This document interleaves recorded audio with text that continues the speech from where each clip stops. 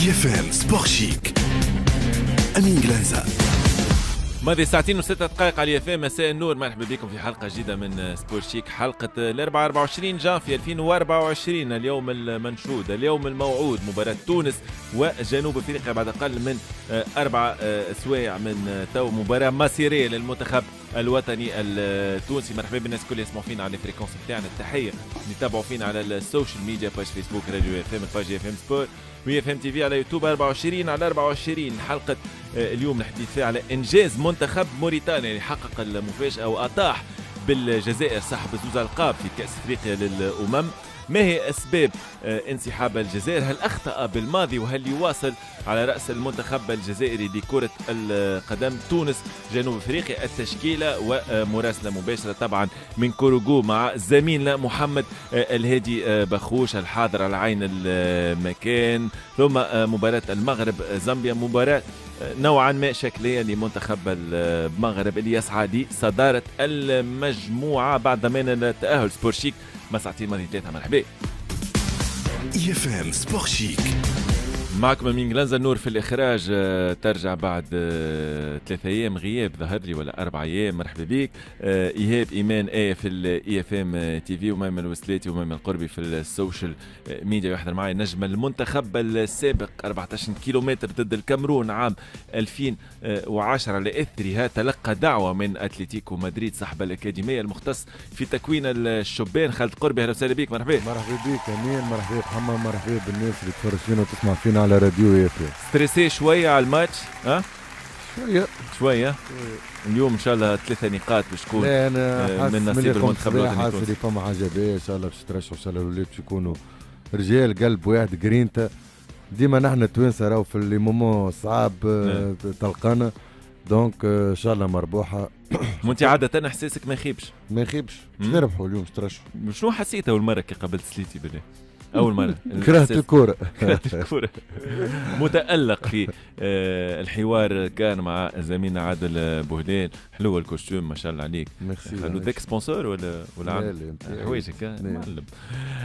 تاجر ورجل الأعمال يحتكر كل المنتوجات الفلاحية في الشمال الغربي، ومدرب وسيكون على قائمة الإطار الفني للمنتخب الوطني التونسي إن شاء الله في مونديال 2030 في المغرب، إسبانيا والبرتغال. محمد سليتي القناص مرحبا بك. مرحبا مين، مرحبا قربي نور زيد كلم جماعة لوبن سبيس، سلم عليهم الكل، سميهم لي بالاسم. سميهم والله غالب. شنو ما تعرفهمش واحد واحد؟ اي قلت لي لا كان جيت نسميهم يعني بالاسم صحابك انت كل. لا كيفاش ننساك صاحبي هكا تو ايهاب امبوسيبل هكا. سمعتم غادي ما شاء الله عليك. ما شاء الله عليك. قلت لك ما هو انا ما هو يسمي، انت لازمك تسمي كي نبدا مثلا. قلت لي في المونديال الجاي وانا انترونور ان شاء الله يسمي ستاف كامل يلزمك. ليه انت نتصورك تبعني راهو ستاف اللي قدامك تبعني. نتصورك انت كيف تولي مدرب وباش تمشي معاك الكوره شوي، باش تولي دعوه حتى التصريحات ما عادش تعطيها وما عادش تهز علينا التليفون وما عادش تجاوبنا. نتصور هكا انا هكا نتصور. انا بدي تو دعوه يعني خاطر نوصل ل 2000 هي ما تو تجاوب على التليفون. هذاك علاش ربي يعرف شو يعمل. عمري ما كنت دعوه اخويا. انا كان جيت دعوه راه ما وصلش. شنو كان جيت دعوه راه ما وصلش خاطر هذا من الناس اللي مأطرهم زاد. انت على مستوى الاسم يعني اسمك اكبر من اسم خالد قربي الحقيقه. لا ما تدخلنيش على مستوى الاسم. خاطر انت تويك راك قاعد تزيد بشويه. هذاك صاحبي وخويا الصغير. ما نعرفش هكاك، لكن هو الاحساس اللي نراه معناها من خالد قربي كيك وبرا معناها ما كمش صحاب برشا. انت تقول صاحبي ايه صاحبي هو صاحبي بكدا صاحبي مشينا للجزائر مع بعض. نجبد على الجزائر ولا سيفدي. انت تو ديجا حشتك بقضيه من الجزائر. والله عندنا برشا متابعين. كنا نلعبوا في استاد كان عنده دار في مزاويت، من مزاويت مشينا للجزائر. الله اعلم شنو تعمل، شنو جبتوا من الجزائر.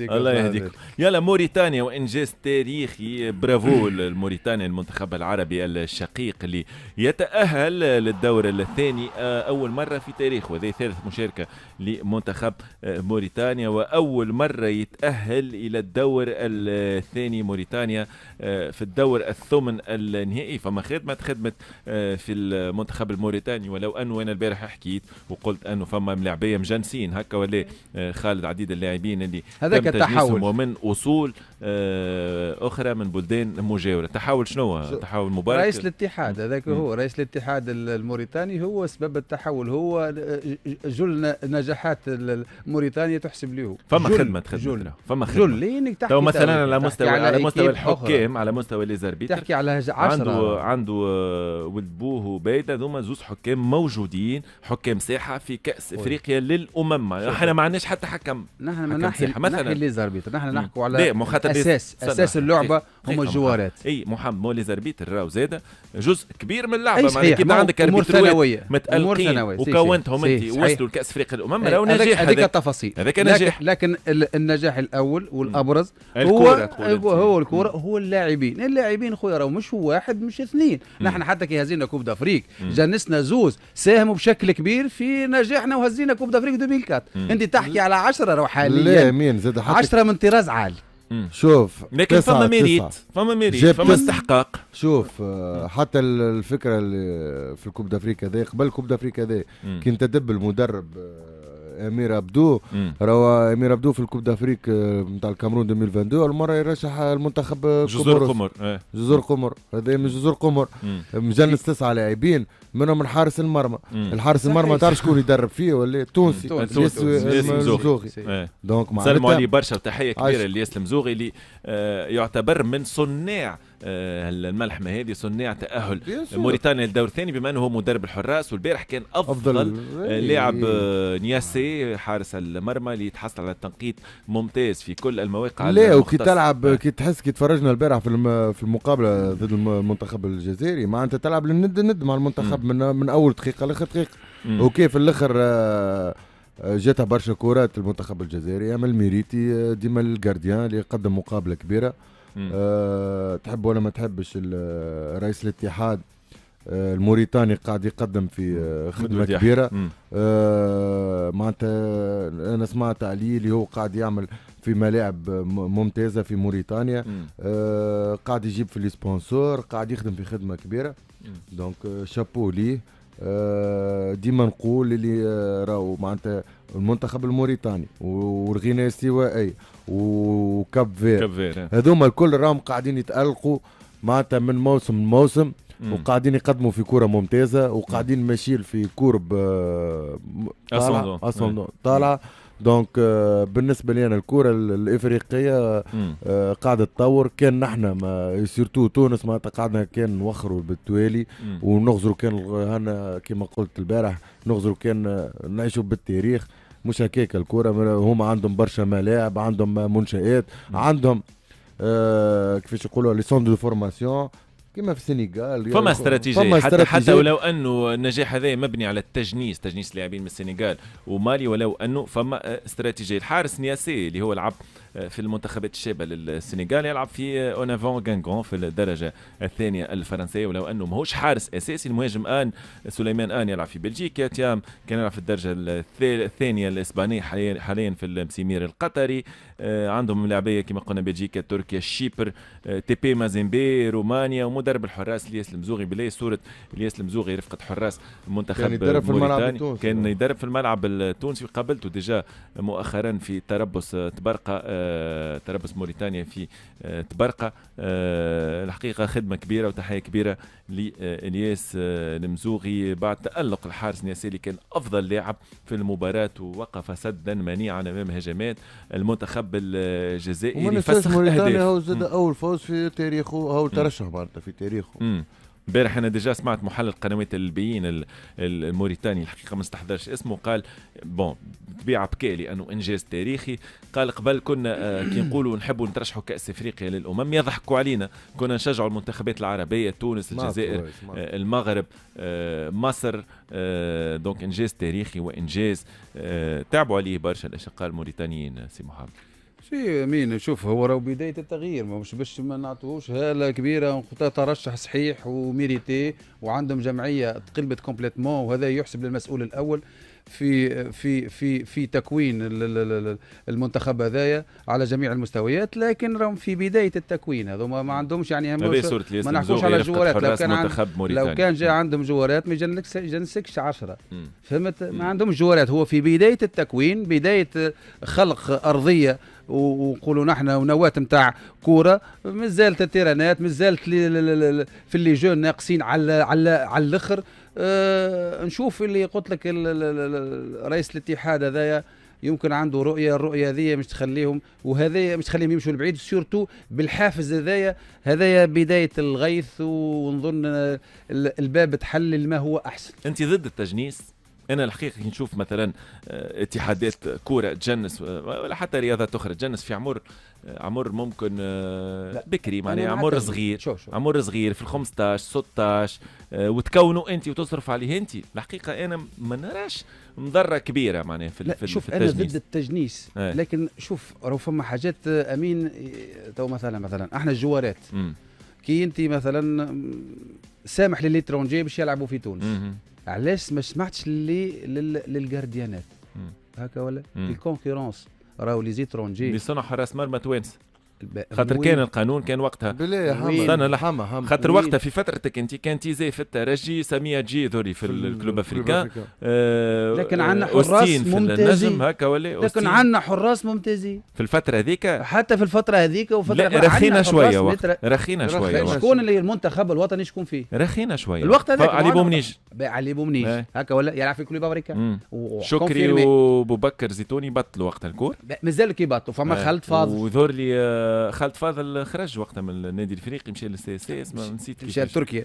مشى لتركيا. يعني عندنا فهمت، عندنا اللي نعتمدوا عليهم وعندنا اللي نعتمدوا عليهم. لكن حاليا راهو ما عندكش انت، ما عندكش جمله. راهو انت تحكي على شو اسمه دحمان يلعب البرة، وعلى حسن كان يلعب البرة وجاء الكلوب افريكا. عندك كان بن سعيد هو اللي قاعد. يعني انت تصور في بلاد كامل عندك حارس فقط. ولا مميش وقتاش طلع هو مميش السنة هو بدايات مميش. يا اخي نحكي على منتخب، نحكي على استمرارية في الأداء، نحكي على حاجات، نحكي على منتخب وطني.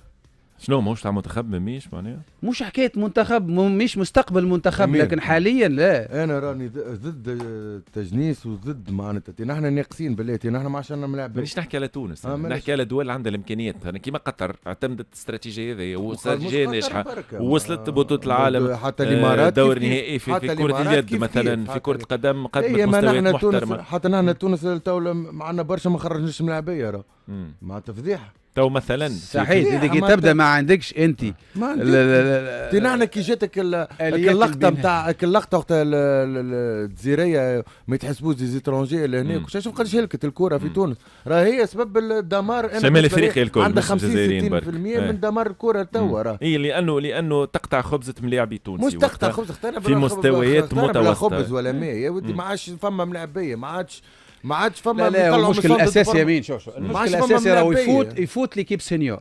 انت كيف نحكيو على لي جون. راهو التكوين هو المشكل يا اخي. التكوين فيه دي زيترونجي. بعد شوي باش نحكيو على المنتخب الجزائري. اسباب الهزيمه، هل يبقى جمال بالماضي، هل يستقيل، هل يغادر؟ كل هذه الاسئله سنحاول الاجابه عليها. فصل رجعي دي سبورشيك. تقييم لاعبي منتخب الجزائر بالارقام من 1 إلى 10، ولا تنجم حتى تعطي اقل من 1 في البروفيسوري مع الاساتذه. يلا استاذ سليتي، مندري قداش تعطيه؟ مندري نعطيه 6.5. خالد 2. ايت نوري نعطيه 6. خالد 3. عطال عطال نعطيه 5. يلا 2 3. خالد زروقي 4 كرات، زروقي نعطيه 7. زوز في منطقة 18 وزوز انا نعطيه 7 في مناطق 1. بون انا نميل خالد في زروقي. كل حاجة بوداوي بوداوي نعطيه 4. 2. عوار نعطيه 4. خالد 1. عمورة نعطيه على 10. خالد مش على عمورة نعطيه 5. خالد 3. قاسي جدا خالد في حكمك على ملاعبية الجزائر. والناس نعطيه 6.5 7. خالد 5. بونجاح بغداد نعطيه 6. 3. ارقام محمد سليتي نتاع فريق تاهل 6.5 7 6. انا نعطي حسب الروندمون. محرز رياض محرز يلا. محرز نعطيه 5. 1.5. بليلي نعطيه 6. خالد 5. سليماني نعطيه 5. 0. فماش 0 نعطيه 0.25. 25. جمال بالماضي نعطيه 5. 3. باهي سي خالد عطيت 2 3 1 0 25 1.5. شنو هالارقام هذه المتدنيه؟ خاطر فضيحه منتخب الجزائر. الحقيقه فضيحه بالستار اللي موجودين وبالجمعيات اللي يلعبوا فيهم في الاوروب. كاتاستروف عندي انا. المدرب بالنسبه لي انا عنيد. انا بالنسبه لي انا هذا كل نهايه جيل. ما تنجمش انت تلعب في كومبيتيشن صغيره. كل مقابله تلعب فريق. كل مره تلعب في ملعبيه سورتو في الليني داتاك. ما تنجمش تعمل اوتوماتيزم. ما عودناش هكا المنتخب الجزائري ضيع كور روكي. اما الحقيقه من اول مقابله اللي لعبها في الكاس الافريقيه هذا ما يستحقش باش يترشح. وعلاش انه لي نوت هذوما الكل خاطر هذه ثاني مسابقه ما يترشحش فيها الان ويتيام وقبلها ما ترشحش لكاس العالم. معناتها فشل ذريع نقول لك حاجه مشكل ملاعبيه راه حتى المسؤولين والرئيس الجامعه الكل. رئيس الجامعه مازال كي جا وليد سادي ماناش عنده يعمل. بالنسبه لي انا معناتها المدرب معناتها ياخذ في سالير 200,000 اورو وما نجمش يوظف الملاعبيه نتاعو. ما نجمش يترشح في البول هذايا. تحب ولا ما انتم كل احتراماتي للفرق اللي لعب لهم. نجم تسجل حتى هدف في البارح. تقول لي يضيع ولا ما ضيعش. رياض محرز كيف معناتها قاعد يلعب كان بالاسم نتاعو نتاع عامين تالي نتاع مانشستر سيتي. قلت انا من المره اللي فاتت حتى في الاهلي السعودي راهو معناتها كاتاستروف. ما تنجمش تلعب راهو كرة قدم. تنجم تلعب بالاسامي. شفت منتخب الموريتاني ما هو اسامي ماهيش معروفه والحقيقه يلعبوا بقلب بيد واحده. ترشحوا ظاهرين معناتها مستحق ظاهرين يحبوا يلعبوا يحبوا يوريوا رواحهم. المنتخب الجزائري قاعد يلعب على طلال. دونك بالنسبه لي انا المنتخب كامل كان قيموا بالمردود نتاعو كله على بعضه نعطيه 1. قاسي جدا انت في تقييمك. خالد جميل بالماضي قلت يتقاضى 200,000 اورو. وجميل بالماضي رفض عروض ضخمه من السعوديه مثلا. عرض جاه بقيمه 7 و8 مليون دولار سنويا يعني جرايه تفوق 600,000 دولار. سيب التحيل القطري كان ياخذ في 400 وشويه 400,000 اورو شهريا. دونك كي تقارن ممكن شوف جرايته ببقيه المدربين في افريقيا اوكي هو الاعلى اجرا لكن مقارنه بالساحه العالميه. شوف امين ما تنجمش انت قلناها راهو من قبل. انت عمل براتفير مع الناس الكل مع الصحفيين. انا شفت غضب جماهيري كبير ديجا دي فيديو جماهير الجزائر متغشين هو قبل عمل مع صحفيين الجزائريين عمل براتفير. كل كونفيرونس علاقه متوتره مع الصحفيين. كل كونفيرونس دو بريس قبل الماتش في الكوب دافريك هذايا لازم يتعارك مع واحد من الصحفيين كسوا من موريتانيا كسوا من واحد. دونك راهي الكره قدرها تقدرك خويا. الكره ما لازمكش تحقرها ولازمك تعطيها كارها كما يقولوا باللغه العاميه ويلزمك تمشي معها صحيح باش تعطيك. جانا تعليق من واحد من متابعي الصفحه قال لك اول مره نسمع تقييم 0.25 طوال متابعتي لكره القدم. سي محمد المره التاسعه اللي غادر فيها الجزائر كأس أفريقيا الأمم من الدور الأول والثاني على التوالي. أول مرة كانت 68 86 92 98 2002 2013 2017 2021 وتو 2023 الجزائر يغادر للمرة التاسعة كأس أفريقيا الأمم من الدور الأول. وخيبة أمل كبيرة. علاش خيبة أمل كبيرة محمد نظرا للقيمة الفنية لاعبين منتخب الجزائر والأندية اللي يلعبوا فيها في أوروبا نظرا إلى أنه الفشل أيضا للمرة الثانية على التوالي في التأهل للدور الثاني من كأس أفريقيا الأمم دون نسيان الفشل في التأهل لمونديال قطر 2022. شوف أمين والله انسحاب محزن. قال الراجل انسحاب مخزي ومكلف. علاش مكلف؟ لأنك أنت المنتخب الجزائري تعدى بمرحلة كبيرة برشا. مرحله نتاع تحضيرات، مرحله نتاع اختيارات، مرحله ستاج التوغو، تربص التوغو اللي كان طويل، تعب، مرحله تكلفت حتى ماديا ومعنويا، حتى الاعلام، حتى الراي العام الجزائري تعب وراء الجمعيه نتاعو، يعني وكان متفائل على التحضيرات الطويله هذيك صارت ولا الملاعبيه هذوك. لكن لكل جواد كبوه، لكن الكبوه هذه يتحملها بالماضي. احنا من غير استنقاص بالماضي، لانه كي نجي نشوفوا من ناحيه بالماضي هو اللي كون الفريق وهو اللي اختار الفريق اللي الجزائر تفائلوا به، واللي هم لحد الان يتفوخروا بالملاعبيه وبالكاليتي نتاعو، هو اللي كون. لكن لكل جواد كبوه، والفشل هذايا الفشل جاء مع الجوده الكبيره هذيك. الفشل هذايا خويا يتحملوا كان بالماضي. نحكي على الكان هذه، شفنا فوضى تكتيكيه، غياب فكر متاع مدرب، شفنا اخطاء في الاداره المباراه، في التوظيف، في التغييرات. بالماضي خسر ساعه كامله باش يلقى استقرار التشكيله، باش يعمل شونجمون واحد. كان ينجم يعمل استقرار نتاع شونجمون واحد، يعمل استقرار الجمعيه، لكن عملوا بعد ساعه كامله. اللي نقوله لك الاستنتاج اللي نقوله لك اللي هو بالماضي في الفشل هذايا جرد الهويه متاع الجزائر، جرد الهويه الجزائر، الفريق الذي لا يقهر، الفريق بتاع التتويجات، الفريق اللي ديما التطلعات تحطه من المرشحين الفوز باللقب، من الاوائل، احسن من الاوائل. وهو راهو كي يجي نظرا صحيح، لكن نحن نمشوا بالنتائج، النتائج كلها ضد بالماضي. بالماضي في الحاله هذه مانيش باش نكون قاسي لا محاله، لكن نحكي كان هذه لاني بالماضي انا يعجبني كمدرب، لكن في الفتره الاخرانيه ضيع. مش كان هذه بركه، والكان اللي فاتت في الكاميرون والكاس العالم. شوف تقول في شعر انت على بالماضي راك عليه. علاش شكون عليه بالماضي خايب؟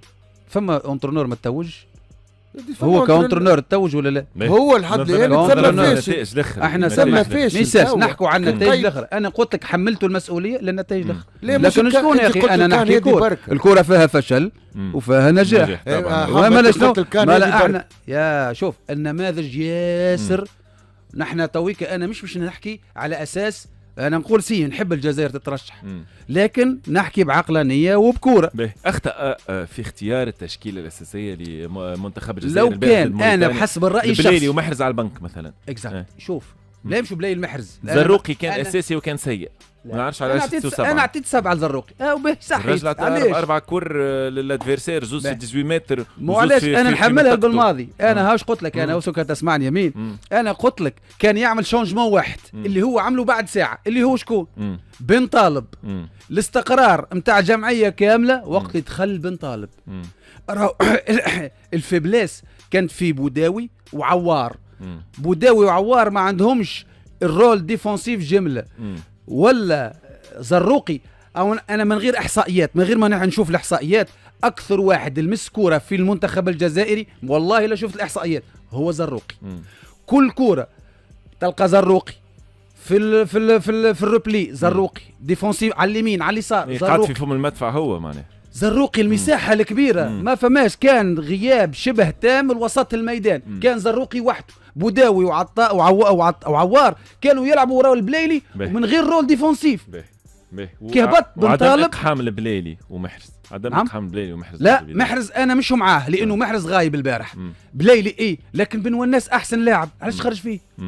بن وناس احسن لاعب في الميتون الاول، علاش خرج فيه؟ خليه في عود. مازال ينجم يدرب جميل بالماضي. لا صعيب خاطر هو قال لعبيته في الفيستير، قال مراني ساستقيل. اي صعيب، ما يخليهوش. حتى نقرا اليوم في معناتها الصحافه الجزائريه ما عادش حتى حد حامل بالماضي في المنتخب راهو، كسوا سوبورتير كسوا صحفيين، معناتها الناس الكل في الجزائر الناس الكل ضده هو بيده ما عادش يقعد. معناتها انا نعرفه، معناتها قلت لك خالطته شويه في قطر، نعرفه هو ما عادش يقعد، عنده ديزوفر راهو، خاطر قطر معناتها الناس تحبه غاديك، ايجا بركه، معناتها ايجا بركه.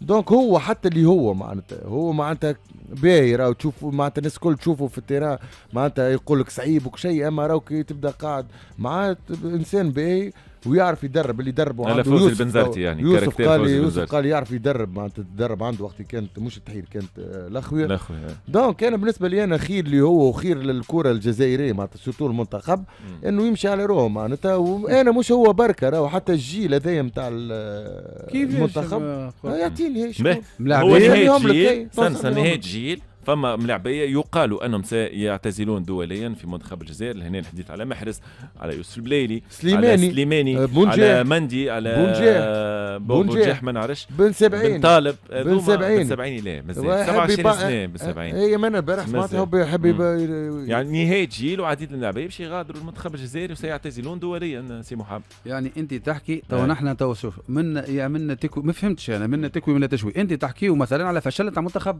وبعد في وكونتر بارتي انت تحكي تقول لا خساره نتاع نجوم. يا ولدي توا انت الجزائر راهو عندها اكثر فريق عندها جوده تاع لاعبين. راهو انا قلت لك مثلا بن والناس في عوض محرز البارح توا بن والناس ملاعب كبير، عموره ملاعبي كبير، في عوض البليل ملاعبي كبير. هذوما اللي صغار مازالوا قاعدين صغار. شنو يلعب في المنتخب ما عادش صغير يا ولدي يلعب البرا. انا نحكي خارج الموضوع كيفاش فما ملاعبيه باش يبطلوا سيء فتره انتقال. شنو المشكل؟ فما غيرهم يعوض. فما غيرهم يعوض الكل. نحن قلنا في الملاعبيه الاخرين مشكلين فما يعوض. انت قلت لي سيء هو قال جيل. انا شنو جيل؟ فما 6-7 فما 6-7 لاعبين جيل. هذيك سنه الكوره. نهايه جيل 4 من الناس مش يبطلوا. الجزائر تقعد ديما عندها الهويه نتاعها. لو كنت مكان وليد صادي تتشبث ممكن بخدمات جمال بالماضي ولا سي كل شيء؟ لا شوف يا امين وليد صادي اول حاجه مفروض عليه باش يبدل المدرب حتى وان ما قدمش استقالته بالماضي. مفروض عليه حتى من الضغط الجماهيري الضغط الشارع سي اوبليجي يتبدل. وش نقول لك تعرف شنو امين انا استنتجت في الكان هذيا والكان هذيا ريت نجاح للمدرب على مستوى المنتخبات، ريت نجاح للمدرب الاجنبي على المدرب المحلي. ونشوف اللي صار على بالماضي هو قوى فكره صرف النظر على المدرب المحلي. لانه تويك التوجه الكل وحتى شفنا احنا توجه الكل ولا من للمدرب الاجنبي خير. حتى شوف الرؤيه الاولى بدات وين؟ بدات في السعوديه كيفاش ايرفي رونار حتى بدات الناس الكلمات تكثر، بدات ترجع الهويه نتاع المدرب الاجنبي للمنتخبات. نحن هو الاصح وهو الانسب. تويك قلت لك بالماضي قوى فكره صرف النظر على المنتخب المحلي. تعرف علاش ايرفي رونار تعرف علاش بطل من المنتخب السعودي؟ نحكي لك انا علاش بطل ايرفي رونار بطل من السعوديه. يحبش هذيك الناسيونال لا ما يحبش. تعطيك علاش ملي ردوه نوف اترونجي في كل جمعيه قال لك انا ما ندربش فريق اللي ما عنديش ملاعبيه باش تقعد تلعب بالشامبيونا وتقعد معناتها قال لك 9 اترونجي باش يلعبوا 9 باش يلعبوا كان زوج سعودي معناتها مش دقيقه. خلينا نحكي على الكان. هذاك علاش هو خرج من كمدربين. هذاك علاش هو خرج كالكان هذه. انا قلت الكان هذه تويك الانظار النجاحات تويك ولات تحسب للمدرب الاجنبي على المحلي. ولو انه مثلا مدرب الكوت ديفوار جون لوي كاسي هكا اسمه اليوم مدرب الكوت ديفوار محمد فشل ذريع معناها مدرب فرنسي يتقاضى اموال انا ديما نحكي في المجمل ما نحكيش على كا ولا اثنين. هي عطيتك انا كا نتاع مدرب ما نجحش مثلا المجمل النجاحات نتاع المدرب النجاح نتاع المدرب الاجنبي في المنتخبات تويك حاليا هي الاكثر على بالنسبه طبعا مطلوب المدرب المحلي. وانت في قناعاتك المدرب الاجنبي فنيا ما نعرف انه تكوينه باش يكون خير. تكوينه لا مش لا تكوين لا مستوى على مستوى التكوين. مش نجاوبك لا دبلوم يو اف ودبلوم كاف كيف لا مش نقول لك حاجه. حاليا ولات الجماهير هي اللي تقيم. الجماهير تويك ولات ما تصبرش على المدرب المحلي وتصبر على الاجنبي. حاليا تقول لك الاجنبي هو مشروع والمدرب المحلي يزيه. حاليا تقول لك المدرب الاجنبي عنده رؤيه وتكتيك وقاري وشهايد والمدرب المحلي يقول لك لا خويا تابع فلان وتابع فلتان. انا مع هذا راهو الجماهير هي اللي تتحكم. كي تجيب له مدرب اجنبي يقول لك واو ماله مدرب. اما نحن باش نسكتوا الجماهير كما في تونس تو نجيب لك مدرب اجنبي اشتر الباس اي ماهوش مدرب بتاعك اللي حتى منسومه تفهم الحقيقه كيما المدرب نتاع النادي الافريقي انا اللي سمعت عليه راهو كاتاستروف راه بلي والله العظيم قالوا لي كاتاستروف هكا. نشوفوا مازال ما بداش يخدم قلت كاتاستروف. انا قلت لك انا ما عندوش اسم كبير هاو درب منتخب الجزائر قداش قعد معاه ما عنديش نصلح له المعلومه. شوف هو استنى مدرب منتخب الجزائر معناها الاتحاد الجزائري قدام يجيب مدرب استعملت كلمه كاتاستروف كارثه انا كارثه اشتر عمره كل اجوان هو اشتر عمره اجوان. شوف هو حكى على الاحصائيات اي ينجم يكون هو الاخفاقات نتاعو اكثر من نجاحات وما هزش حتى تيتر. لكن نحن تويكا في قولوا نحن في وقت نتاع المفاجآت. هنا شفنا الكان هذه لا فما كبير لا فما صغير لا فما مدرب متوسط لا فما مدرب عنده اسم والكلها سواسية. لكن السلاح الوحيد اللي ينجح اي انترونور هو الكاليتي جوار. الكاليتي جوار وحسن التوظيف تنجم تمشي معاه. حسن التوظيف توا حاليا ديما الحساب كان بعد النتائج. بعد النتائج انت بالنسبه للنادي الافريقي انا اقولها صراحه لكن ما فماش نتائج اعرف راي كلها مش علاش قلت كفالي في الجزائر كلها مش تاكل العصا من ماي 2006 حتى كشيل ديسمبر 2007 يعني اقل شويه من عامي. يا ودي جماعتي كل ما قعدت فيهم ما طولش 12 مباراه مع الجزائر. شو نجي نحكيو طبعا ليش انا قلت كاتاستروف. تو هذا 2006 رانا في 2024 ماتوا تموت وتحيا عباد. صار 6 مباريات مع الجزائر عمل زوج تعادلات وربح. كيفاش تقيم انت المدرب؟ ربح 4 مباريات. خلينا نجاوبك كيفاش تقيم انت المدرب؟ ماك تحط انت شنو هو درب شنو اللي تيتر اللي هزهم شنو الفورماسيون اللي عملها قد يخدم من مره جوان قداش من شنو البالماريس نتاعو. انا كي دخلت شفت بالماريس نتاعو بالنسبه لي انا عاد المدرب التونسي خير منه. فما مدربين توانسه كفاءه اكثر منه. واضح به.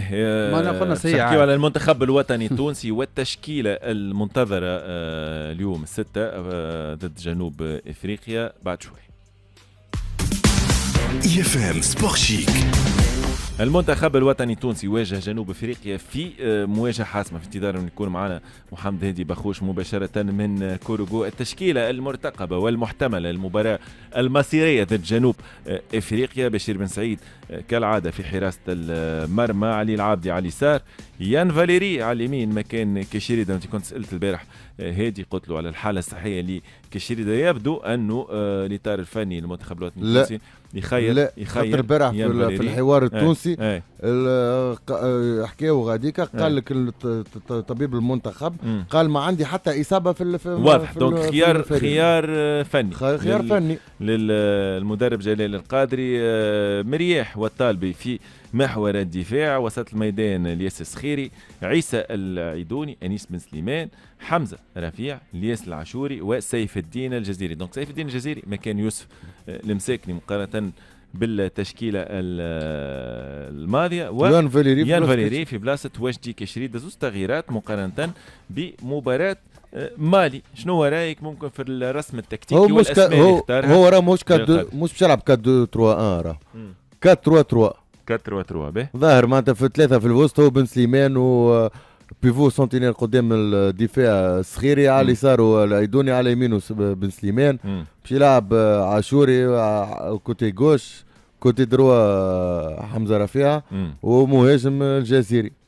شوف الحقيقه شوف هي قوه شوف تحب ولا ما تحبش انا شفت المنتخب السود افريق القوه نتاعو في الارير غوش ودومي غوش.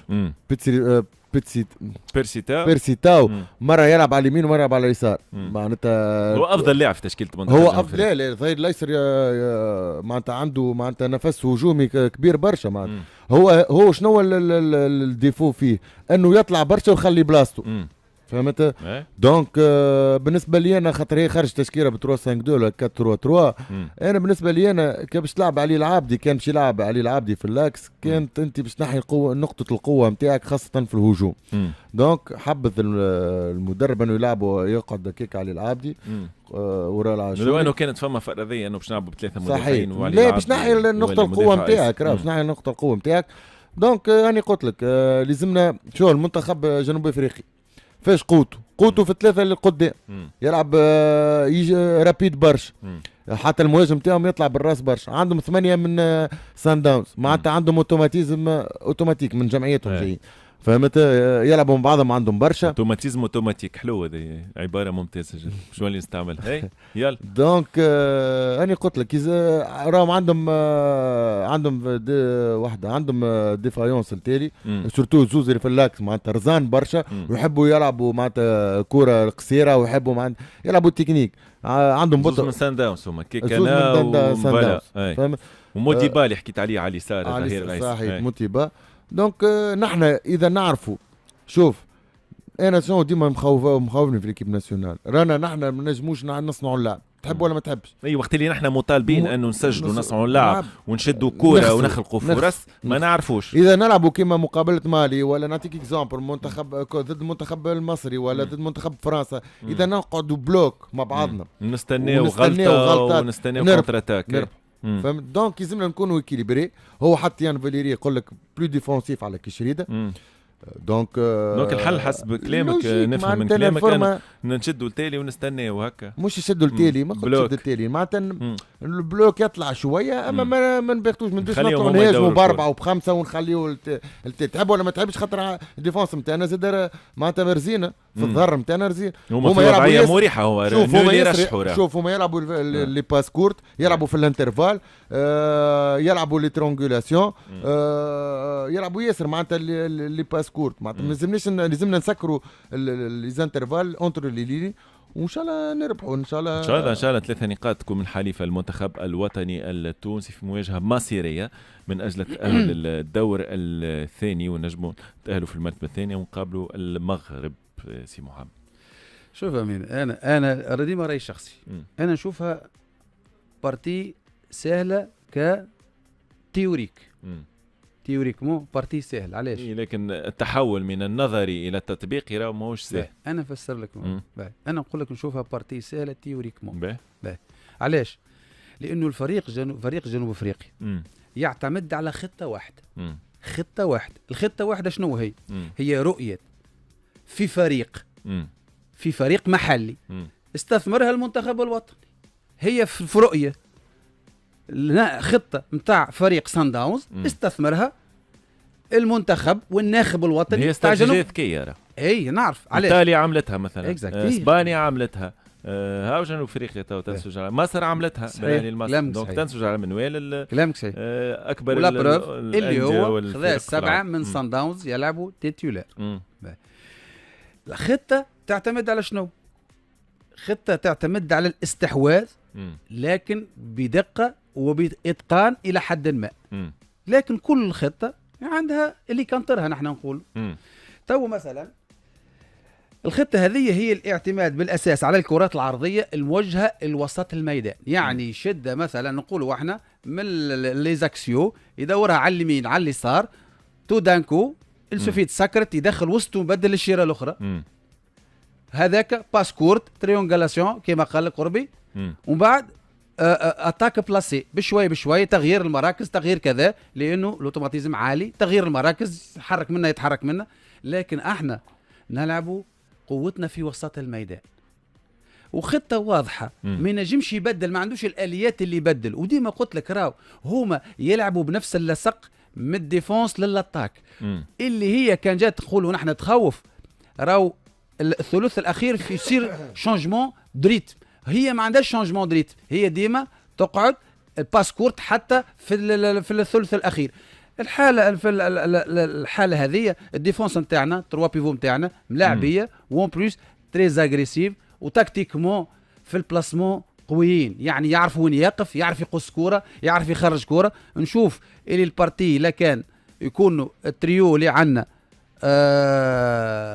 حاضر في وقته نقول لك اللي الماتش يمشي لصالحنا سورتو الرير دروا اللي صار تغييره. انا نشوفه اللي هو فريشور فيزيك لانه الاعتماد لانه تخميني لان الجهه اليسرى الجهه اليمنى نتاعنا، الجهه اليسرى نتاع جنوب افريقيا هي الاقوى.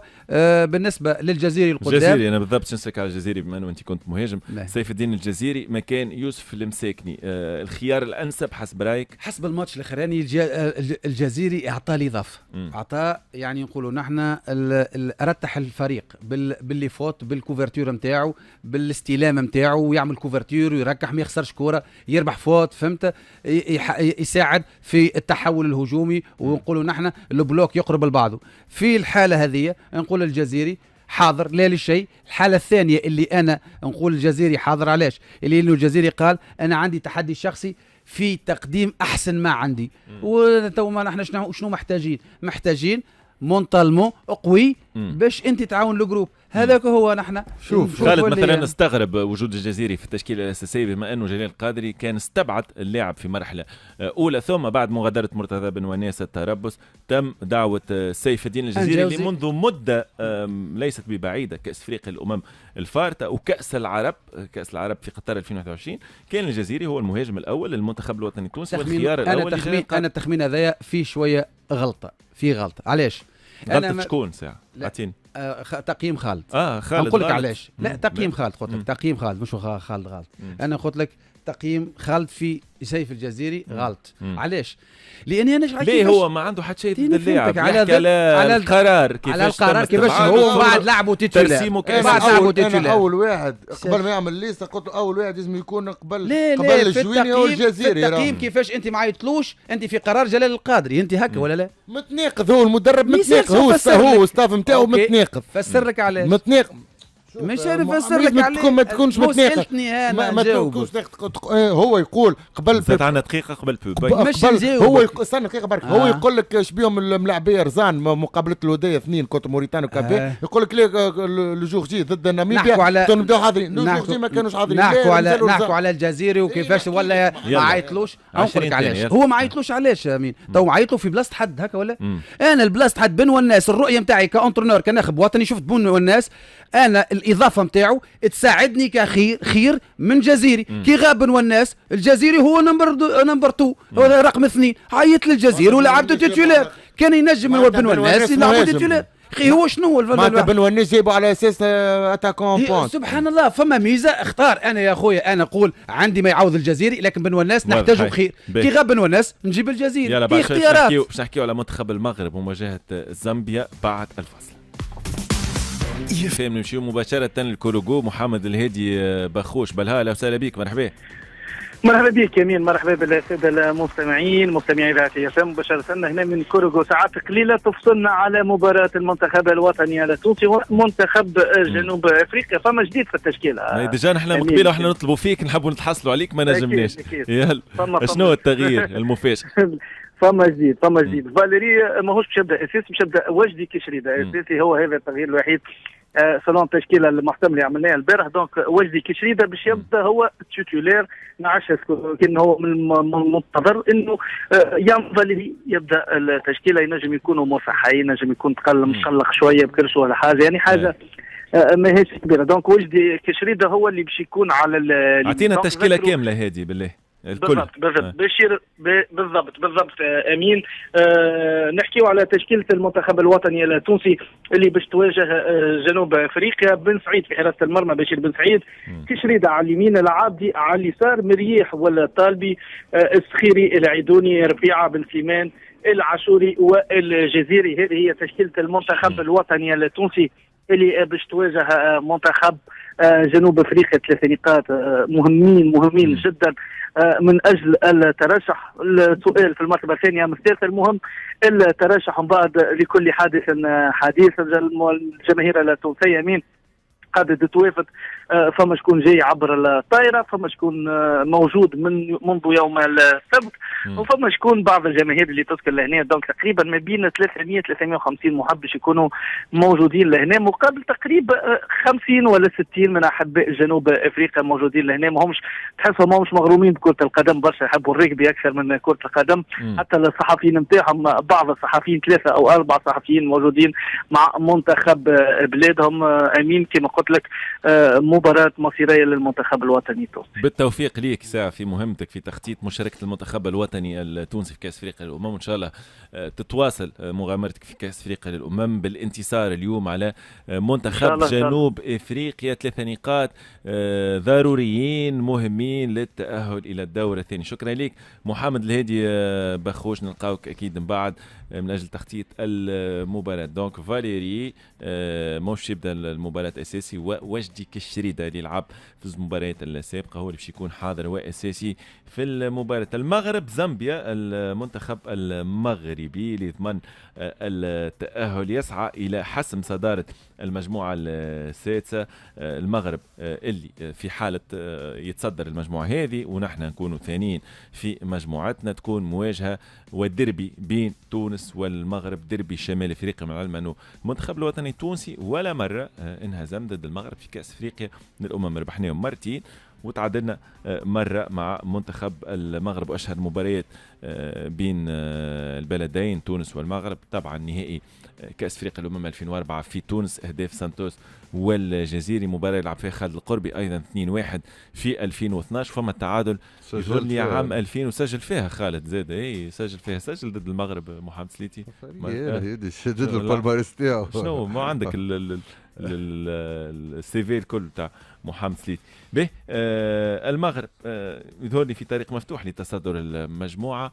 منتخب المغرب اللي مقارنة بالمباراة الأولى لم يكن في نفس المستوى لعديد الأسباب، أبرزها طبعا الحرارة العالية ونسبة الرطوبة اللي كانت موجودة في سان بيترو. صحيح أمين، المغرب في طريق مفتوح باش تربح 3 نقاط متاعها. الاكسيدون اللي عملته ضد الكونغو ما ننساوش الحراره، وما ننساوش الملاعبيه نتاع المغرب الكل كلها تنشط خارج المغرب، ما تعرفش مليح الاجواء الافريقيه. دونك بالنسبه لي انا المغرب من الفرق المراهنه الكبيره على التتويج باللقب هذايا، وتحبونا ما تحبش عندها افكتيف، عندها ملاعبيه كبار، عندهم ملاعبيه يصنعوا الفرق معناتها زياش حكيمي بوفال معناتها عندها افكتيف غيش. دونك باش يكون المباراة مش سهلة اما في طريق ل3 نقاط. عندك تحفظات على ممكن وليد الركراكي وممكن مجاراته للمباريات مع المغرب؟ لا يعني تحكي على تونس وانت قلت والمغرب يترشح له نترشحوا احنا ثانيين في اللقب. انت انا نوجه لك سؤال، لو سئل الركراكي وشكون تحب تلاقي انت، تونس ولا الكاميرون في الوقت، يقول لك الكاميرون، ما نحبش نلاقي تونس. بلى والله انا ناكد لك وان شاء الله يسالوه السؤال هذا. انا اكيد لك لان نحن قلت لك البيت نوار، احنا البيت نوار تاع اي جمعيه عربيه. نحن قلت لك يا خيره مهما يعلى الرهان ديما نكونوا قد الرهان. وحاليا الكنديه علمتنا، لو يسال الركراكي امين الكنديه علمتنا التواضع. شوف الكنديه علمتنا التواضع، علمتنا اللي كل شيء ممكن، علمتنا اللي ما فماش فريق قوي في الكان. احنا توانسه راهو التواضع ما نستعرفوش به، ماك تعرفنا التوانسه نحن.